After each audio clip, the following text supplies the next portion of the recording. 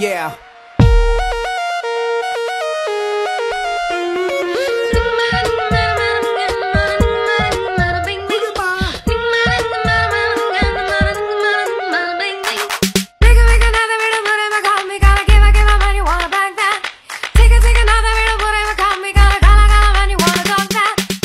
புது வழியது திறந்தது தமிழ உனக்கென விதிமுறை தாக்க அணிகணி விழிகளும் அசருது மனித உனக்கென எனக்கென நோக்க மண்ணில் பிறப்பது ஒரு முறைதான் தினமாடி களைப்பதோ பல முறைதான் நெஞ்சில் காண்பது நிலவொளிதான் மன கண்ணில் காண்பது அதிரடிதான்.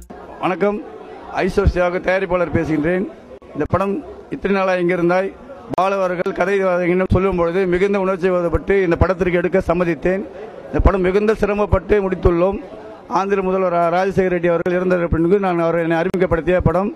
அவருடைய மகனும் எனக்கு மிகவும் உறுதுணையாக இருந்து ஜெகன் ரெட்டி அவர்களும் மிக உறுதியாக இருந்து படத்தை முடிவதற்கான வேலைகள் செய்துள்ளார். படம் வெற்றி அடைய என்னுடன் நீங்கள் வந்து வாழ்த்து என்று. காதல் என்பது உலக மொழி. அதனால்தான் இந்த படத்தில் ஒரு சம்பவம் நடைபெறுகிற நேரத்தில் காதலன் காதலியை நினைக்கிறான். அவளை ஒரே ஒரு முறை தான் பார்க்கிறான்.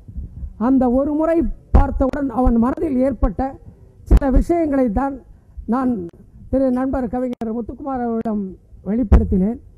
அவருடைய வார்த்தைகளின் ஆழம்தான் இதனுடைய வெளிப்பாடு. திரு தினா சார் அவர்களை பற்றி உங்களுக்கு அறிமுகம் சொல்ல வேண்டிய அவசியம் கிடையாது.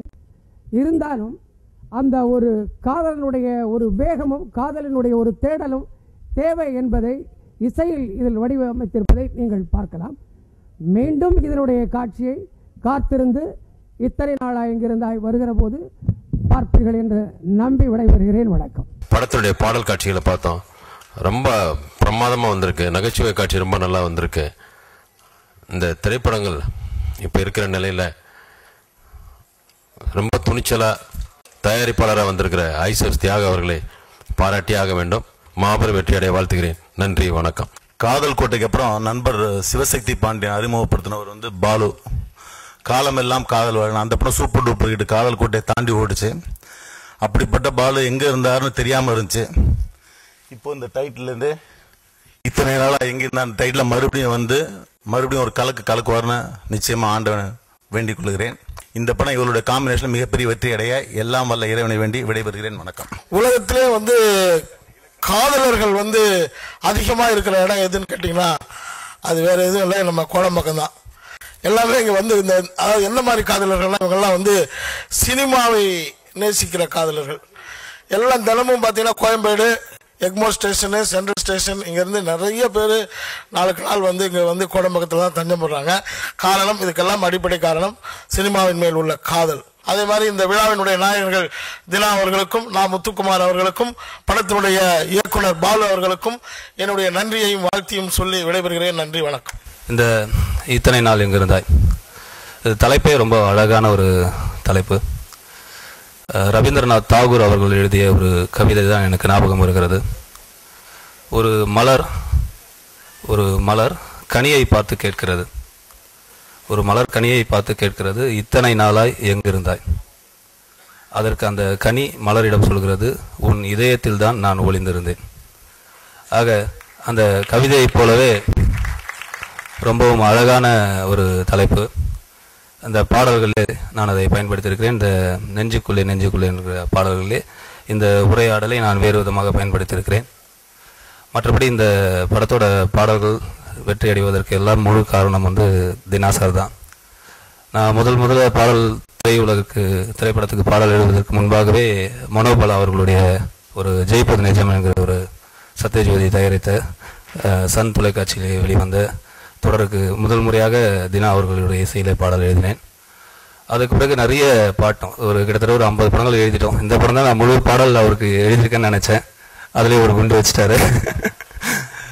அவர் நண்பர் தான்.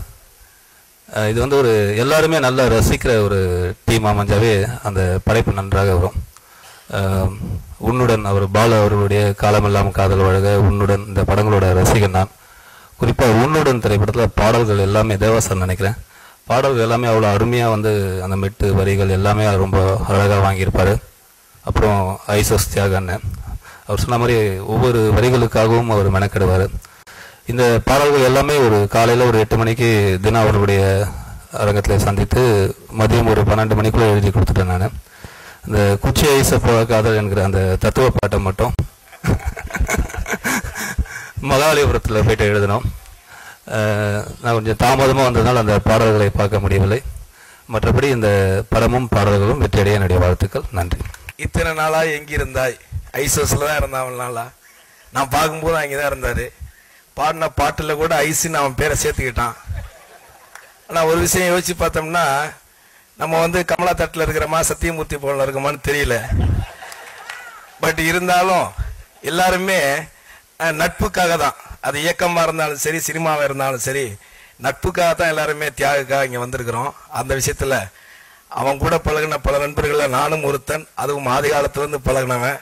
அதே மாதிரி எல்லாம் ரொம்ப வருத்தப்படுறீங்க.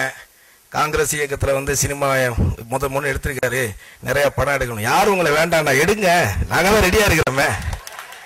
ஒட்டுமொத்தமாக யோசிச்சு பார்த்தா மாநில அரசு விட மத்திய அரசு தானே பெருசு. அதே மாதிரி இந்தியாவில் இருக்கக்கூடிய கட்சிகள்லேயே மிகப்பெரிய கட்சி காங்கிரஸ் கட்சி தானே. அது காங்கிரஸ் கமிட்டியில இருந்தே இருக்குது. அவ்வளவு பெரிய கட்சியில இல்லாத பணமா வேற கட்சியில இருக்கு. அவ்வளவு பணம் இருக்கும் பொழுது ஒருத்தர் ரொம்ப வருத்தப்பட்டு சொல்றாரு, பட்டி தொட்டி எல்லாம் எங்களுக்கு தெரிஞ்ச எங்க காங்கிரஸ் இயக்கத்தினுடைய 2 பேரு சோனியா காந்தியும் அவர் புள்ள சோனியா காந்தி ராகுல் காந்தி சார் மட்டும்தான் தெரியும்னு வருத்தப்படுறாரு.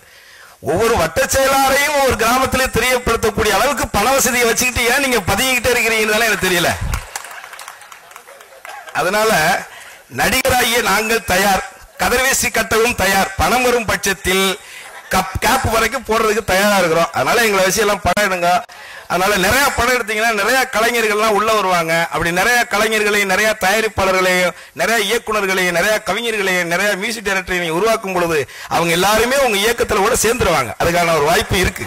அதை விட முக்கியமான விஷயம், ஒரு 6 வருடங்களுக்கு முன்னாடி சிங்கப்பூர்ல இருந்து எனது நண்பன் என் கூட காலேஜில் படிச்ச ஆமத்துன்னு சொல்லி ஒரு ஃப்ரெண்டு மூலியமா அறிமுகமானவர் தான் இந்த படத்தினுடைய கதாநாயகர் ஆனந்த கண்ணன். அப்பவே அவர் நடிக்கிறதுக்காக தான் வந்தாரு. பட் அந்த சிங்கப்பூர்ல ஒரு நல்ல வசதியான குடும்பத்துல இருந்து இங்க வந்து இந்த கோடம்பாக்கங்கள்ல தெருவா அலைஞ்சு அதற்கு அப்புறமா வந்து அந்த டிவியில அவருக்கு வாய்ப்பு கிடைச்சி ரேடியோல கம்பேர் பண்ணி இப்படி எல்லாம் கஷ்டப்பட்டு தான் அவருக்கு இந்த முதல் வாய்ப்பு 6-7 வருடங்களுக்கு பிறகு கிடைச்சிருக்கு. இருந்தாலும் நம்முடைய எண்ணங்கள் ஒரே ஒரு இலக்கை நோக்கி இருக்குமே ஆனால் நிச்சயமாக இன்றல்ல என்றாவது ஒரு நாள் அந்த இலக்கை நாம் அடைந்தே தீர்வோம். நிச்சயமாக அப்பேற்பட்ட இலக்கை அடைவர்கள் எந்த காலத்திலும் எவராலும் இந்த உலகத்தில் தோற்கடிக்க முடியாது. அவர்களுக்கு வெற்றி வந்தே சேரும். அப்பேற்பட்ட ஒரு வெற்றி எனது அருமை நண்பன் தியாகுக்கு வரும் என்ற நம்பிக்கையோடு விடைபெறுகிறேன். நன்றி, வணக்கம்.